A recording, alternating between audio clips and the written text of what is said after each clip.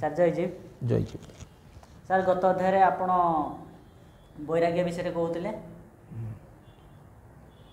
ଆପଣ 15 ନମ୍ବର ସୂତ୍ରରେ ବ୍ୟାଖ୍ୟା କରୁଥିଲେ। ଦ୍ରଷ୍ଟା ଅନୁସର୍ଗ ବିଷୟ ବୈତୃଷ୍ଣ ବଶୀକାର ସଂଜ୍ଞା ବୈରାଗ୍ୟ। ଆଜି ଆରମ୍ଭ ହେବ 16 ନମ୍ବର ସୂତ୍ରର। ହଁ 16 ନମ୍ବର ସୂତ୍ର ବିଷୟରେ ଟିକେ ସାର୍ କୁହନ୍ତୁ। ସପ୍ରେମୀ ଜୟଜୀବ ଦିଅନ୍ତୁ। ସପ୍ରେମୀ ଜୟଜୀବ ଆମେ ଗତ ଥର ଆଲୋଚନାରେ ରଖିଥିଲୁ 15 ନମ୍ବର ସୂତ୍ରର, ଯେଉଁଟାକି ଥିଲା ଦ୍ରଷ୍ଟାନୁଶ୍ରବିକ ବିଷୟ ବୈତୃଷ୍ଣସ୍ୟ ବଶୀକାର ସଂଜ୍ଞା ବୈରାଗ୍ୟ। ଆଜି ଯେଉଁ ଆଲୋଚନାର ବିଷୟ ହେବ ସେ ହେଉଛି ଆପଣଙ୍କର 16 ନମ୍ବର ସୂତ୍ରର ଯେଉଁ ବୈରାଗ୍ୟ, ସେ ବିଷୟରେ ଆମେ ଆଲୋଚନା ଚକ୍ରକୁ ଆଣିବା। ତ ସପ୍ରେମୀ ଜୟଜୀବ ପ୍ରିୟ ଆତ୍ମନ, ଆମର ଯେଉଁ 16 ନମ୍ବର ସୂତ୍ରଟିକୁ ହେଉଛି ଯେ ତତ୍ପରଂ ପୁରୁଷ ଖ୍ୟାତେ ଗୁଣ ବୈତୃଷ୍ଣସ୍ୟ ବୈରାଗ୍ୟ। 16 ନମ୍ବର ସୂତ୍ରର ଏଇଟା ହେଉଛି ତା'ର ଉଦ୍ଦେଶ୍ୟ, ମାନେ ସୂତ୍ରଟିକୁ ଏଇଟା ଏ ବିଷୟରେ ଆଲୋଚନା କରିବା। ଯେ ଯେଉଁ ଆମର ସାଧକ ଯେତେବେଳେ ଆମେ ଏହା ପୂର୍ବରୁ ଦୁଇଟା ଦଷ୍ଟାନୁଶ୍ରବିକ ବିଷୟର ବୈରାଗ୍ୟର ବଶୀକାର ସଂଜ୍ଞା ବୈରାଗ୍ୟର ଆଲୋଚନା କରିଥିଲୁ। ଆଜି ଆସିବ ବୈତୃଷ୍ଣସ୍ୟ ବୈରାଗ୍ୟ ବିଷୟରେ ଆମେ ଆଲୋଚନା କରୁଛୁ। ସେଥିରେ ମଧ୍ୟ ଆମର ବିରତ ରହିବା ଦରକାର, ଯେଉଁଟାକି ତତ୍ପରଂ ପୁରୁଷ ଖ୍ୟାତେ ବୈତୃଷ୍ଣସ୍ୟ ବୈରାଗ୍ୟ। ଅର୍ଥାତ୍ ସାଧକ ଯେତେବେଳେ ସାଧନ କରି ଯେଉଁ ସ୍ୱରୂପସ୍ଥ ହେଲା ପରେ ତାଙ୍କ ଦ୍ୱାରା ଯେତେ ସବୁ ଭଲ ଭଲ କାମ ଗୁଡ଼ିକ ହେବ, ଭଲ ଭଲ କାମ ଗୁଡ଼ିକ ସେ କରିବେ, ତା ଦ୍ୱାରା ଦିନକୁ ଦିନ ତାଙ୍କର ଖ୍ୟାତି ଯଶ ମାନ ଆପେ ଆପେ ବଢ଼ି ବଢ଼ି ଚାଲିବ। ଏଥର ବଢ଼ି ବଢ଼ି ଚାଲିବ। ଏଇ ସାଧନ ଦ୍ୱାରା ଯେତେବେଳେ ସେ ସାଧନ କରୁଥିବ ଆଉ ସଂସାର କାର୍ଯ୍ୟକୁ ଆସିବ, ଏଇ ଯେଉଁ ତାଙ୍କ ଭିତରେ ତାଙ୍କର ସାଂସାରିକ ଜୀବନର ଉନ୍ନତି ମଧ୍ୟ ଆରମ୍ଭ ହେବ। ତା ଦ୍ୱାରା ତାଙ୍କର ଖ୍ୟାତି ବଢ଼ିବ। ହଁ, ଖ୍ୟାତି ବଢ଼ିବ, ଗୁଣ ବଢ଼ିବ। କିନ୍ତୁ ଆମର ଆଜିର ଆଲୋଚନା ବିଷୟଟା ହେଉଛି କ'ଣ, ଯେଉଁ ଖ୍ୟାତି ଗୁଣ ମାନ ଯଶ ଯିଏ ଅଛି ତା'ର ଯେଉଁ ଗୁଣର ଯେଉଁ ଖ୍ୟାତି ଆସିବାର ଯେଉଁ ଗୁଣ ଗୁଡ଼ିକ ଦରକାର, ସେ ଗୁଣ ଗୁଡ଼ିକ ଥିରୁ ସେ ବି ମଧ୍ୟ ବିରତ ହେବ। ନାମ ଯଶ ଖ୍ୟାତି ଉଦ୍ଦେଶ୍ୟରେ ସଂସାରରେ ସେ ବୁଡ଼ି ରହିବ ନାହିଁ, ସେଇଥିରୁ ମଧ୍ୟ ତାକୁ ବିରତ ହେବାକୁ ପଡ଼ିବ। ଦେଲେ ସେଇଟା ବୈତୃଷ୍ଣସ୍ୟ ବୈରାଗ୍ୟ ହେବ, ମାନେ ସେଥିରେ ତା ତୃଷ୍ଣା ରହିବ ନାହିଁ। ଯେମିତି ଧରନ୍ତୁ ଇଏ ସାଂସାରିକ ମନୁଷ୍ୟ ହେଲେ, ଏହାଙ୍କ ଦ୍ୱାରା ଯେତେବେଳେ ସେ ଭଲ ଭଲ କାମ ଯେତେବେଳେ କରିବାକୁ ଯିବ, ସେତେବେଳେ ସଂସାରରେ ତାଙ୍କର ଯଶ ଆଉ ଖ୍ୟାତିଟା ବଢ଼ିଯିବ। ସମସ୍ତେ ଚାହିଁବେ ତାଙ୍କ ଦ୍ୱାରା ସମାଜର କିଛି କଲ୍ୟାଣ ବି ହେଉଥିବ, ଆଉ ଭଲ ଭଲ କଥା ଲୋକ ଉପକାର ବି ପାଉଥିବେ,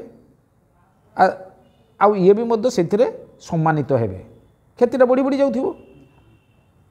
କିନ୍ତୁ ଖ୍ୟାତିଟା ବାରମ୍ବାର ପାଇବାର ଯେଉଁ ତୃଷ୍ଣା ଇଚ୍ଛା, ବାରମ୍ବାର ଯେଉଁ ଇଚ୍ଛା ହେବ ଯେ ଆମର ମାନ ଯଶ କେମିତି ଖ୍ୟାତି ବଢ଼ିବ, ଆମେ ଯେତେ ଲୋକ ସମ୍ପର୍କକୁ ଯିବା, ଲୋକଙ୍କ ସହିତ ଯେତେ ସମ୍ପର୍କ ରଖିବା, ଆଉ ଲୋକଙ୍କର କଥାରେ ନିଷ୍ପକ୍ଷ ସେଠି, କିନ୍ତୁ ପ୍ରକୃତରେ ଲୋକଙ୍କର କଥାରେ ସେମାନେ ଯାହା କହିବେ ଆମେ ହଁ ମାନିବୁ। କାହିଁକି? ଲୋକ ସମ୍ପର୍କରେ ହିଁ ଆମର ଖ୍ୟାତିଟା ବଢ଼ୁଛୁ। ଲୋକ ସହିତ ଯଦି ଭଲ ସମ୍ପର୍କ ନ ରହିବ ତାହେଲେ ଖ୍ୟାତି ବଢ଼ିବ ନାହିଁ।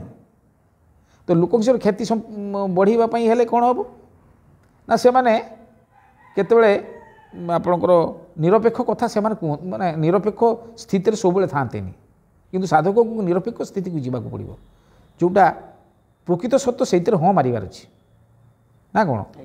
ତ 5 ଜଣ ଯଦି ଗୋଟେ ଆପଣଙ୍କର ଯେଉଁ କଥାଟା କୌଣସି ମୂଲ୍ୟହୀନ କଥା, ବା ଯେଉଁ କଥାଟା ଦ୍ୱାରା ଯେ କାମଟା ସେମାନେ କରୁଥିବେ, ଯାହାର କୌଣସି ବାସ୍ତବତା ନାହିଁ, ସେଇଥିରେ ସେମାନେ କରିବେ, ଆପଣ ବି ସେଥିରେ ହଁ ମାରିବେ, ଦେଲେ ଆପଣ ଭଲ ହେବେ, ତାଙ୍କର ସୁନାମକୁ ଆସିବ, ଆପଣଙ୍କ ସୁନାମ ବଢ଼ିବ, ସେମାନେ ବି କହିବେ ଯେ ସାର୍ ଯାହା ହଉ ଆମ କଥା ମାନିନେଲେ।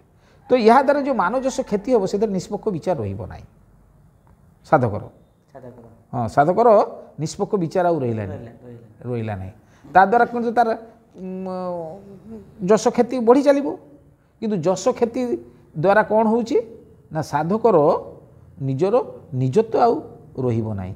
ସେଇ ଯେଉଁ ସୁନାମ ଦୃଷ୍ଟିରୁ ତା ତୃଷ୍ଣା ଯେଉଁ ପରପର ବଢ଼ି ଚାଲିବ ସେ ସଂସାର କାର୍ଯ୍ୟରେ ପୁଣି ସେଇଥିରେ ବୁଡ଼ିଯିବେ। ସେଥିରୁ ଓହ୍ଲେଇ ଆସିବ ଟିକେ, କିନ୍ତୁ ସେଥିରୁ ଉଠି ଆସିବାର ନାମ ବୈତୃଷ୍ଣସ୍ୟ ବୈରାଗ୍ୟ। ତେଣୁ ସେଇ ଜିନିଷଟାକୁ ସେଇଟାକୁ ବୃତୃଷ୍ଣା କରିବାର ଅଛି। ବୃତୃଷ୍ଣା ମାନେ ତୃଷ୍ଣା ବିତୃଷ୍ଣା, ବୈତୃଷ୍ଣସ୍ୟ ବୈରାଗ୍ୟ ସେଇଥିପାଇଁ କୁହାହେଉଛି। ତ ସାଧକ ବି ମଧ୍ୟ ଏଇ ଯେଉଁ ଯଶମାନ ଖ୍ୟାତିର ଯେଉଁ ଗୁଣ, ସେଇ ଗୁଣଯୁକ୍ତ କର୍ମରୁ ସେ ତାଙ୍କର ସେ ନେବେ, ବିରତ ହେବେ। ମାନଯଶ କ୍ଷତି ବଢ଼ିଗଲେ ୟାଙ୍କର କିନ୍ତୁ ପ୍ରକୃତ ସ୍ୱରୂପ ସ୍ଥିତିକୁ ସେ ଯାଇପାରିବ ନାହିଁ। ସେ ତ ସେଇଥିରେ ବୁଡ଼ି ରହିବେ। ସ୍ୱରୂପ ସ୍ଥିତିକୁ ଆସିବ କେରକମ? ସ୍ୱରୂପ ସ୍ଥିତିକୁ ଆସିବା ପାଇଁ ହେଲେ ଯେମିତି ଗତ ଇଏର ଅଧ୍ୟାୟରେ ଆମେ ଆଲୋଚନା କରିଥିଲୁ, ଯେଉଁଟା ଆତ୍ମପ୍ରେମ ସ୍ୱରୂପ ସ୍ଥିତିକୁ ସେ ସଦାବେଳେ ଯେଉଁଥିରେ ତାର ନିଜର ଉନ୍ନତି ହେବ, ଯେଉଁଥିରେ ତାର ନିଜର ମନୁଷ୍ୟର ମାନବୀୟ ଗୁଣର ଅଧିକାରୀ ହେବ, ଯେତେବେଳେ ନିଜର ଉନ୍ନତି ହେବ, ମାନବୀୟ ଗୁଣର ଅଧିକାରୀ ହେବ, ଯେଉଁଥିରେ ତାଙ୍କର ସ୍ୱରୂପ ସ୍ଥିତିକୁ ସେ ଯାଇପାରୁଥିବ ଡେଲି, ସ୍ୱରୂପସ୍ଥ ସ୍ଥିତିରେ ସାଧନରେ ସେ ଶୀଘ୍ର ପହଞ୍ଚି ପାରୁଥିବ। ସେଇ ସ୍ଥିତିରେ ରହିବା ପାଇଁ ହେଲେ ଏଇ ସାଂସାରିକ ନାମଯଶ ଖ୍ୟାତି କାମ ପଛରୁ ତାଙ୍କୁ ବିରକ୍ତ ରହିବାକୁ ପଡ଼ିବ। ତ ଏଇ ଯେଉଁ ସଂସାରରେ ଯେମିତି ଜଣେ ଜଣେ ଅଛନ୍ତି ଯେ ଯେମିତି ଆମର ଭଲ କାମ କରୁଛୁ, ଭଲ ନାମ ରହୁଛୁ, ୟା ଦ୍ୱାରା ହয়তো ଈଶ୍ୱର ମିଳିବେ, ଭଗବାନ ମିଳିବେ, ଆଶୀର୍ବାଦ ଦେବେ, ଆଉ ଆମେ ଏଟା ପାଇବୁ, ଏଇ ଆମର ଉନ୍ନତି ହେବ, ଏ ଯେମିତି ପ୍ରକୃତ ଉଦ୍ଦେଶ୍ୟ କିନ୍ତୁ ସେଟା ନୁହେଁ। ମନୁଷ୍ୟର ଉନ୍ନତି ଏକମାତ୍ର ହେଉଛି ସ୍ୱରୂପ ସ୍ଥିତିକୁ ଯିବାଟା ହିଁ ତାର ପ୍ରକୃତ ଉନ୍ନତି ସ୍ୱରୂପ ସ୍ଥିତିକୁ ଯିବା ପାଇଁ। ତ ସ୍ୱରୂପ ସ୍ଥିତିରେ ଏଇଭଳି ଆଉ ଏଇଟା ଆପଣଙ୍କର ବଶୀକାର ସଂଜ୍ଞା ଯେଉଁ ବୈରାଗ୍ୟ ଠାରୁ ଏଇ ବୈତୃଷ୍ଣସ୍ୟ ବୈରାଗ୍ୟ ସବୁଠାରୁ ହେଉଛି ବଡ଼ ବୈରାଗ୍ୟ। ମାନେ ଦ୍ରଷ୍ଟାନୁସର୍ଗ ବିଷୟ ଠାରୁ ଏଟା ହେଉଛି ଅଧିକ, ଏଟା ହେଉଛି ତାଠାରୁ ଆହୁରି ଉଚ୍ଚ ସ୍ତରର ବୈରାଗ୍ୟ। ବଶୀକାର ସଂଜ୍ଞା ବୈରାଗ୍ୟ ଠାରୁ ବୈତୃଷ୍ଣସ୍ୟ ବୈରାଗ୍ୟ ବେଶୀ ଉଚ୍ଚ ସ୍ତର ସୁଦ୍ଧା। ନାମ ଯଶ କ୍ଷତି କିଏ ନ ଚାହିଁବ ସଂସାରରେ ଥାଇକି, କିନ୍ତୁ ନ ଚାହିଁଲେ ତ ଯୋଗରେ ଅଟୋମେଟିକ୍ ବଢ଼ିଯାଏ, ଆପେ ଆପେ ବଢ଼ିଯାଏ। ନା ସେ ତ ତାର ଚାହିଁବ ନାହିଁ, କିନ୍ତୁ ତାର ଅଟୋମେଟିକ୍ ବଢ଼ିବ କ'ଣ? ସେଟା ତ ତାଙ୍କର ନାମଯଶ କ୍ଷତି ତ ଏମିତି ସଂସାର ଲୋକ ତାଙ୍କୁ ମାନୁଥିବେ, ଦେଖୁଥିବେ, ତାଙ୍କ ଭିତରେ ତାଙ୍କର ସେଇଭଳିଆ ଗୋଟେ ପ୍ରଭାବଶାଳୀ ବ୍ୟକ୍ତି ହେଇଯିବ। ଜଣେ ପ୍ରଭାବଶାଳୀ ବ୍ୟକ୍ତି ହେବ, ଯେଉଁଟାକୁ ଆମର ଅଷ୍ଟାଙ୍ଗ ଯୋଗରେ ଅଛି। ଯୋଗ ଦ୍ୱାରା ଅଷ୍ଟସିଦ୍ଧି ମିଳିବ। ସ୍ୱରୂପସ୍ଥ ହେଲେ ବାରମ୍ବାର ଅଷ୍ଟସିଦ୍ଧି ଆସିବ। ଏ ଅଷ୍ଟସିଦ୍ଧିରେ ତାଙ୍କର ପ୍ରତିପତ୍ତି, ତାଙ୍କର ପ୍ରଭାବ, ତାଙ୍କର ବ୍ୟକ୍ତିତ୍ୱ ସମାଜରେ ଉଚ୍ଚସ୍ତରର ହେବ, ଉଚ୍ଚସ୍ତର ସେ ବ୍ୟକ୍ତି ସମ୍ପନ୍ନ ହେବେ। ଇଏ ହେଉଛି ଆମର ଯେଉଁ ଖ୍ୟାତି ଗୁଣ ବୈତୃଷ୍ଣସ୍ୟ ବୈରାଗ୍ୟ ବିଷୟରେ ମହର୍ଷି ପତଞ୍ଜଳି ତାଙ୍କର ଆଲୋଚନା କଲେ ଏ ବିଷୟରେ। ତ ଆଉ ବୈରାଗ୍ୟ ବିଷୟରେ କ'ଣ ଜାଣିବାର ଅଛି ଆପଣଙ୍କର? ବୈରାଗ୍ୟ ବିଷୟରେ ଦୁଇଟା ବୈରାଗ୍ୟ କହିଲେ, ଗତ ଅଧ୍ୟାୟରେ ଗୋଟେ କହିଥିଲେ ବଶୀକାର ସଂଜ୍ଞା ବୈରାଗ୍ୟ, ମାନେ ଦେଖାଶୁଣା ବିଷୟରୁ ବୈରାଗ୍ୟ ହେବା, ମାନେ ମୁଁ ସାଧା ସିଧା ଭାଷାରେ କହିବା ପାଇଁ ଚାହୁଁଛି। ଠିକ୍ যেটা দেখুছি আর শুনুছি সে বিষয়ରୁ বৈরাগ্য হইবা, আসক্তি রহিত হবা, মানে তা মানে নেই যে আমি দেখিবানি, দেখিবা আসক্তি রহিত হবা। এইটি আর গোটে বৈরাগ্যর কথা হচ্ছে, এই যে বৈরাগ্যর কথা আর যে সংসারে যে বৈরাগ্যর কথা যেটা কুয়া হচ্ছে, যে সংসার ঘর ত্যাগ করিকি গলে পরে সেটা বৈরাগ্যর সাধন হব, সেমানকু বৈরাগ্য বলি কুয়া যায়, বৈরাগ্য বলি কুয়া হচ্ছে। আর ସେମାନେ ବି କହୁଛନ୍ତି ଯେ ପ୍ରକୃତ ବୈରାଗ୍ୟ ଆମେ ବୈରାଗୀ, ଆମେ ପ୍ରକୃତରେ ଆମେ ସବୁ ତ୍ୟାଗ କରି ଆସିଛୁ ନା। ତାର କାରଣ ହେଉଛି, ଏ ବିଷୟରେ ଆଉ ଟିକେ କହିଦେବି, ତାର କାରଣ ହେଉଛି ଯେ ସାଧନ କରିବାର ବିଷୟଟି କିଏ? ମନ। ସାଧନ କରିବାର ବିଷୟଟି ମନ। ତ ମନର ସାଂସାରିକ ବିଷୟ ସେ ଯେତେବେଳେ ସଂସାରରେ ରହୁଛୁ, ତାର ସବୁକିଛି ଜିନିଷ ତାର ନିଜ ପାଖରେ ଦରକାର। ଆଉ ସେଇଥିରେ ଟିକେ ଉଣା ହେଲା ମାତ୍ରେ ସେ ବିକ୍ଷିପ୍ତ ହେବ। ଆଉ ତାର ସ୍ୱରୂପ ସ୍ଥିତି ବି ଦରକାର, ମାନେ ସଂସାରରେ ଉନ୍ନତି ବି ମଧ୍ୟ ଦରକାର, ଆଧ୍ୟାତ୍ମିକ ଉନ୍ନତି ମଧ୍ୟ ଦରକାର କାର ମନର, ନହେଲେ ସେ ମନ ସଂଯତ ହୋଇପାରୁନାହିଁ। ତ ଗୃହସ୍ଥଙ୍କ ମାନଙ୍କ ପାଇଁ ସେଇଥିପାଇଁ ବୈରାଗ୍ୟର ସାଧନଟା ଖୁବ୍ ମହତ୍ୱପୂର୍ଣ୍ଣ। କିନ୍ତୁ ଲୋକମାନେ ଏବେ ବୁଝୁଛନ୍ତି ବୈରାଗୀ ମାନେ ଯିଏ ସବୁ ଯାଯାବର, ଯେଉଁମାନେ ଘର ଦୁଆର ଛାଡ଼ିବେ, ସ୍ତ୍ରୀ ଛୁଆ ପିଲା କିଛି ବାହା ଛାଡ଼ିକି ଚାଲିଯାନ୍ତି, ସେମାନଙ୍କୁ ବୈରାଗୀ ବୋଲି କୁହାଯାଏ। ପ୍ରକୃତରେ ସେମାନେ ତାଙ୍କ ଅର୍ଥ ବି ଜାଣିନାହାନ୍ତି। ମୁଁ କେତେ ଜାଗା ଲୋକମାନଙ୍କୁ ପଚାରିଛି ସେମାନେ ତାଙ୍କ ଅର୍ଥ ବି ସେମାନେ ଅର୍ଥକୁ ବି କହିପାରନ୍ତିନି। ସେମାନେ କହିପାରନ୍ତିନି। ହଁ ସେମାନେ ବୈରାଗୀ ଶବ୍ଦର ଅର୍ଥ କିଛି କହୁ କି ନ କହୁ କିନ୍ତୁ ଆମେ ଗୋଟେ ଆଜି ସେ ଆଲୋଚନା ଭିତରେ ଯଦି ରହୁଛି ସେ କଥା କହିଦେବା। ଯେଉଁମାନେ ଏ ତାର ନିଜର ଜଣେ ପରିବାର ଭିତରେ ଘର ତ୍ୟାଗ କରିକି ଯାଉଛି, ପରିବାର ଛୋଟ ପରିବାର ଭିତରୁ ସେ ତ୍ୟାଗ କରିକି ଯାଉଛୁ କାହିଁକି ସେ ପରିବାରଟାକୁ ସେ ସମ୍ଭାଳି ପାରିଲେ ନାହିଁ, ପରିବାରକୁ ସେ ଭଲ ଭାବରେ ରଖିପାରିଲେ ନାହିଁ, ସେଇଥିରେ ସେ ବିତୃଷ୍ଣା ଆସିଗଲା। ସେ ଆସିକି ସଂସାର ବୈରାଗ ଭିତରକୁ ଚାଲିଗଲେ। ଏ ସଂସାର ତ୍ୟାଗ କରିଦେଲେ, ଦେଇକି କହିଲେ ଯେ ଆମେ ସଂସାର ଯାଇକି ଆମେ ବୈରାଗୀ ହେବା। କେମିତି ବୈରାଗୀ ହେଲେ? ଗଡ଼ିଆରେ ଛାଡ଼ିକି ସମୁଦ୍ର ଆସିକି ବୁଡ଼ିବ। ହଁ, ସେ ତ ଛୋଟ ପରିବାରଟାକୁ ସମ୍ଭାଳି ପାରିଲେ ନାହିଁ। ସେ ଗଲେ ତ କେଉଁଠି ଗୋଟେ ବଡ଼ ଜାଗାରେ ଆଶ୍ରୟ ନେବ। ସେ ଆଶ୍ରୟ ନେବ ତ କାହାର ନେବ? ତାଙ୍କର ଘର ଖଣ୍ଡେ ଦରକାର, ତାଙ୍କର ମାନେ ରହିବାର ସ୍ଥଳୀ ଦରକାର, ତାଙ୍କର ପୋଷାକ ଆଶାକ ଦରକାର, ତାଙ୍କର ଖାଦ୍ୟପେୟ ଦରକାର। ଏଗୁଡ଼ା ପରିବାର ଭିତରେ ମିଳୁଥିଲା। କିନ୍ତୁ ସଂସାର ଭିତରେ ଗଲେ ସେ ଯଦି କୌଣସି ଆଶ୍ରମକୁ ଯିବେ, ଆଶ୍ରମରେ ରହିବେ, ସଂସାର ଭିତରେ ରହିବେ। ଆଉ ଯେଉଁ ଆଶ୍ରମର ପରିସ୍ଥିତି ରହୁଛନ୍ତି, ଯେଉଁ ଆଶ୍ରମର ପରିସ୍ଥିତି ରହୁଛନ୍ତି, ସେଇଠି ବି ଯଦି ଜଣେ ଯାଇକି ବୈରାଗୀ ହେଇକି କହୁଛି ମୁଁ ସବୁ ଛାଡ଼ି ଦେଇ ଆସିବି, ତାପରେ ଭିକ୍ଷାବୃତ୍ତି କରୁଛୁ, ତାର ଅନ୍ନ ପ୍ରତିପୋଷଣ ପାଇଁ ସେ ତାର ଗୃହସ୍ଥମାନଙ୍କ ଘରେ ଆସି ଭିକ୍ଷାବୃତ୍ତି କରୁଛୁ, ଦେଇକି ଚଳୁଛୁ। ଇଏ ତ ମନୁଷ୍ୟ ତାଙ୍କୁ ଭିକାରୀ ବୋଲି କୁହାହେଉଛୁ, ତାଙ୍କୁ ଭିକାରୀ ବୋଲି କୁହାହେଉଛୁ।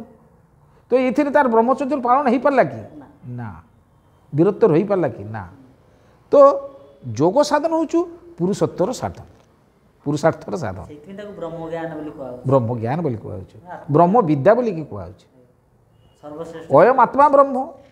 ତାର ଆମର ଆତ୍ମା ଯଦି ବ୍ରହ୍ମ, ବେଦବାକ୍ୟ, ଆମର ଆତ୍ମା ଯଦି ବ୍ରହ୍ମ, ଆମେ ବ୍ରହ୍ମର ଉପାସନା କରିବା ଦରକାର। ଆଉ ବ୍ରହ୍ମ ହେଉଛି ନା ଆମେ ଆତ୍ମାର ଉପାସନା କରିବା ଦରକାର। ହଁ, ସେଇଟା ମଧ୍ୟ ଆମର ଘରେ ରହିକି ସେଇଟା ଭଲ ଭାବରେ ହେଇପାରିବ। ଏତିକିରେ ଆଜି ଯୋଗ ସାଧନଟା ହେଉଛି ଆମର ଗୃହସ୍ଥମାନଙ୍କ ପାଇଁ ସବୁଠୁ ଭଲ ସାଧନ, ଗୃହସ୍ଥମାନଙ୍କ ପାଇଁ। ଆଉ ଏଇ ବ୍ରହ୍ମଜ୍ଞାନକୁ ପ୍ରାପ୍ତ କରିବା ପାଇଁ ଯୋଗ ଏକମାତ୍ର ମାଧ୍ୟମ ଯେଉଁଟାକି ବ୍ରହ୍ମଜ୍ଞାନକୁ ପ୍ରାପ୍ତ କରିବାର ସବୁଠୁ ବଡ଼ ମଣିଷ ଆମର ସବୁଦିନ ମାନେ ଏଇ ଯୋଗ ମାଧ୍ୟମରେ ଆତ୍ମଜ୍ଞାନକୁ। ମହର୍ଷି ପତଞ୍ଜଳିଙ୍କର ଯେଉଁ ଯୋଗ ଦର୍ଶନ ଶାସ୍ତ୍ର ଗୁଡ଼ିକ ଯାହା ସବୁ ଲେଖା ହେଇଛି, ପ୍ରକୃତ ଗୃହସ୍ଥ ହିଁ ତାଙ୍କର ଘରେ ରହି ତାର ଅଧିକାରୀ ହେଉଛି ଗୃହସ୍ଥମାନେ ହିଁ ଅଧିକାରୀ। ଆଉ ଗୃହସ୍ଥ ହିଁ ପ୍ରକୃତ ତାର ସାଧନ କରିପାରିବ, ଆଉ ଗୃହସ୍ଥ ହିଁ ସ୍ୱରୂପସ୍ଥ ହେଇପାରିବ। ଆଉ ସମାଧିପାଦର ଯେତେ ଗୁଡ଼ିଏ ସାଧନ ସବୁଗୁଡ଼ା ହେଉଛି ସମାଧି ପ୍ରାପ୍ତ ପାଇଁ ସାଧନଟା। ଆମେ ଯେତିକି ଆଲୋଚନା ଚକ୍ରକୁ ନେଇ ଆସିଛୁ, ଆହୁରି ପଛେ ଅଛି, ଆହୁରି 30 ସୂତ୍ର ଅଛି, ଆହୁରି 31 ନମ୍ବର ସୂତ୍ର ଅଛି, ସେ ପର୍ଯ୍ୟନ୍ତ ଆମେ ଆଲୋଚନା କରି ଯିବୁ। ଦେଖିବେ ସବୁଥିରେ ସ୍ୱରୂପସ୍ଥ ହେବା ପାଇଁ ଆମର ଯେଉଁ ବାଧକ ଗୁଡ଼ାକ ଆମେ ସେଗୁଡ଼ାକ